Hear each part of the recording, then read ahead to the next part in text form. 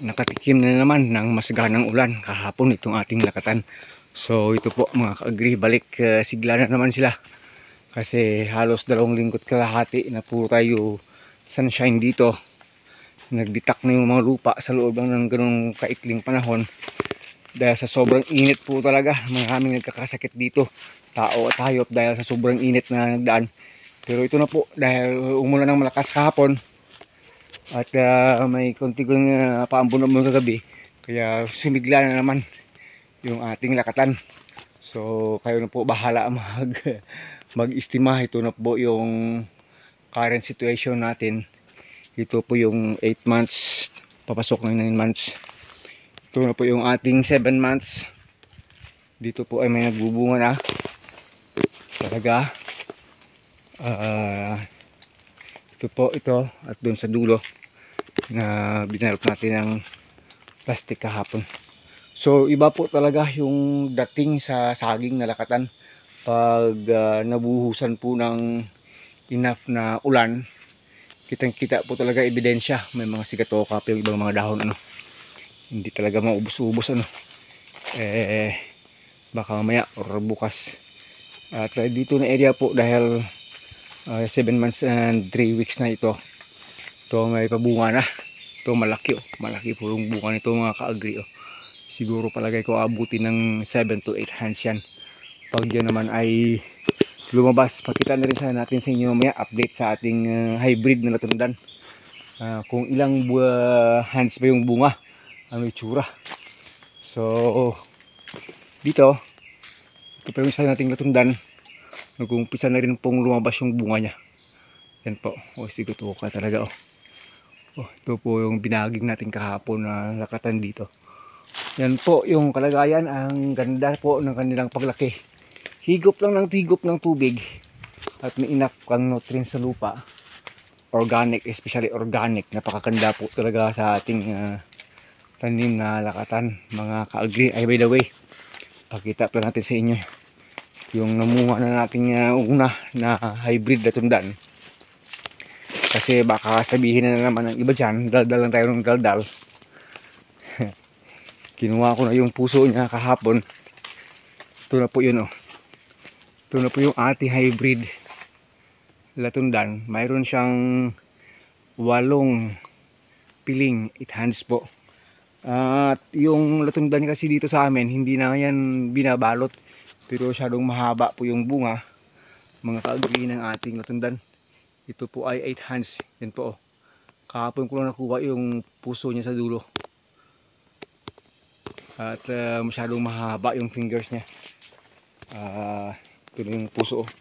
Napakalaki at mahaba. So yun po, tingnan natin pag may mga 2 buwan pa yan ay harvesting niya ng yan, makikita ninyo kung ano magiging itsura niyan.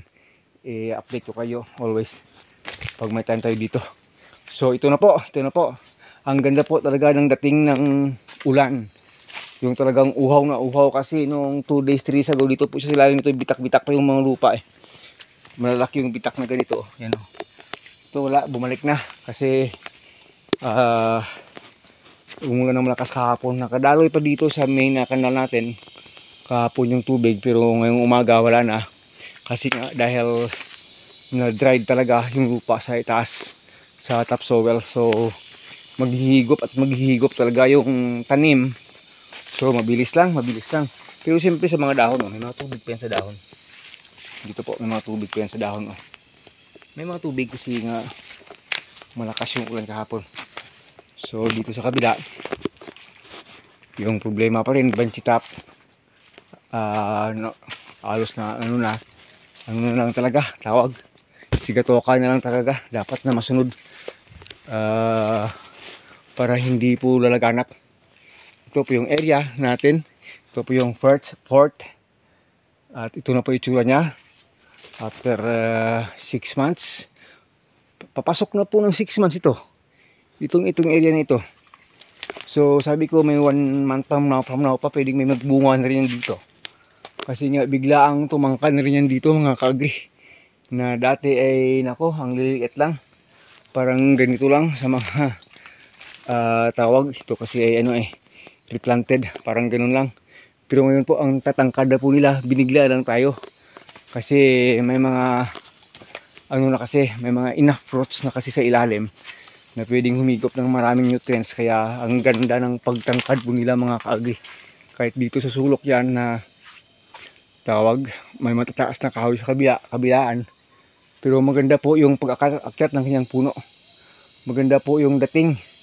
So makikita ninyo po 1 month from now ay pwedeng may magbunga na rin dito pag ganito yung itsura niya hanggang sa kabila. Tingnan natin.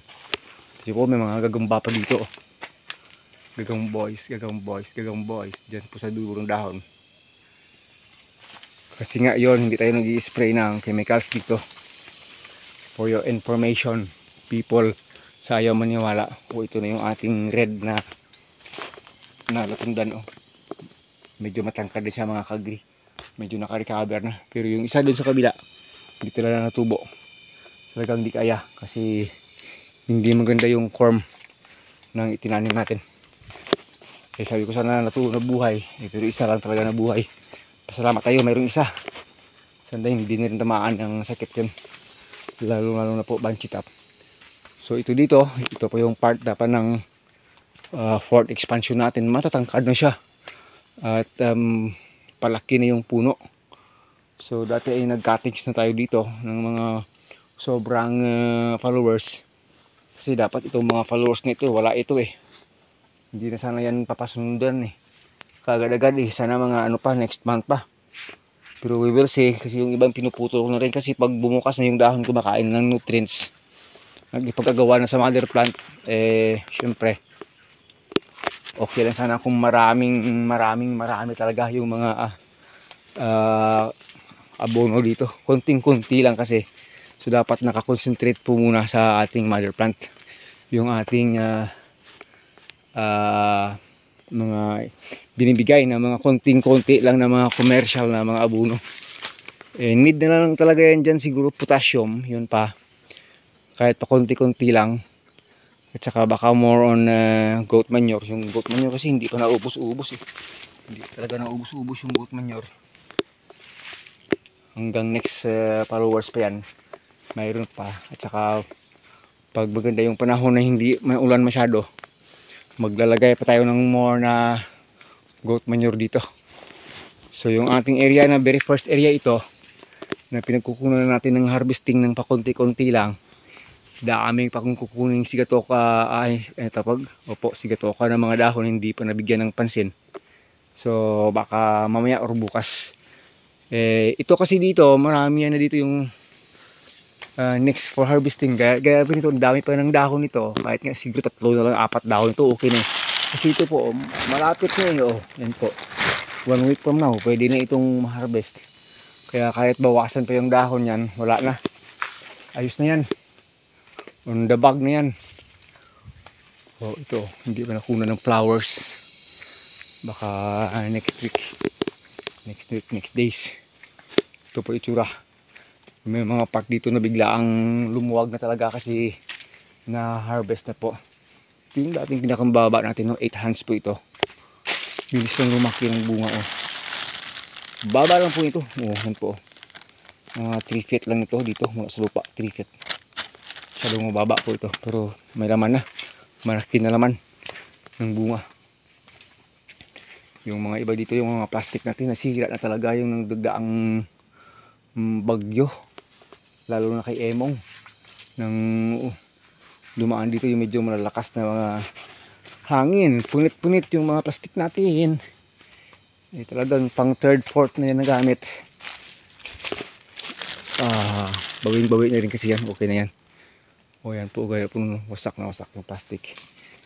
Pero dahil may laman na, hindi na yan masyadong iitim na makikita mo, okay pa rin yan mga kaagri. Dito yung area halos naubos na dito, nakakuha yung mga may bunga. Kaya ito, followers na lang yung sumusunod. Tingnan nyo, mukhang kulang sa pansin kasi nang nakuha yung mga puno. Ayan, pinasok ng sigatoka at na-stress ng 2 linggo't kalahati na puro sunshine, kaya parang payat na payat tingnan mga kaagri. So ito, yung iba dito, hinihintay na lang natin na makapagbutas dun sa kabila. May transplant, makuha lahat ng mga ibang follower dito. Isang puno lang talaga yung papaakyatin dito, mga ka-agri. Kasi nga 2 by 2 meters itong ating agwat ng ating pagtatanim. So yung iba, pinuputol-putol lang muna yan, kinukumpay-kumpay sa kambing. Habang wala pa yung time na ma-pull out din dyan para matransfer doon sa kabila. So yun, yung mga plano ngayon. Hopefully matapos ngayong papasok ng September. Kung maganda yung ating tawag, kondisyon sa pagtrabaho, o di kaya pa-tao na lang, pa-labor na lang natin para mabilis pag mayroon tayong pang bayad sa tao. So yun mga ka-agri, maraming salamat po. Yun po, medyo okay na okay po yung dating dahil bumagsak yung malakas na ulan kagabi. So itong area, wala pang bawas ito, hindi pa ito minsan dito naharbisan. Yung narbis lang ni Bagyo Emong yung isang puno doon. Dito nasa ano na, mga 30% na may bunga sa ditong area. Ito yung susunod na magiging tawag area na pag naubos-ubos na ng harvestingin dito. Dito na naman susunod naman na naman yung harvesting dito. Doon na naman sa kabila, doon at saka doon sa pinaka-last. Yun yung ating trajectory, yun yung ating future na nakikita dito. Pero nakikita ko mas maganda, mas malalaki yung mga bunga dito. Kasi itong area talaga yung maganda yung paglaki ng mga puno nila mga ka-agri. So yun. Ito yung itsura pag naribisa na. Parang hindi mo masabing napakaganda ng itsura, pero pag bagong tanim pa lang yung mga saging, nako, puro green lang yung makikita mo. Kaya talagang napakaganda po tingnan ng ating Lakatan Plantation. Side trip ko lang kayo dun sa taas nang makita na ninyo doon sa taas yung kalagayan ng ating 5th expansion na ayun nga, more than 3 months old na, mag 4 months old na. Sana naman ay biglaan na ito sa paglaki para naman makapagbunga siya before the end of this year, habang hindi pa pumasok yung summertime. Ito po, yan po itsura. Ayan, ito na ako ating 5th expansion area. Marami ring may mga rama ng sigatoka. Didilifing lang yan, dilifing lang naman yung answers dito. Yan po itsura na, palaki na po ng palaki talaga. At hindi lang malalaman ay talagang sisikip na ito. So hanggang dito na lang. God bless us all. Maraming salamat sa ulan, Lord.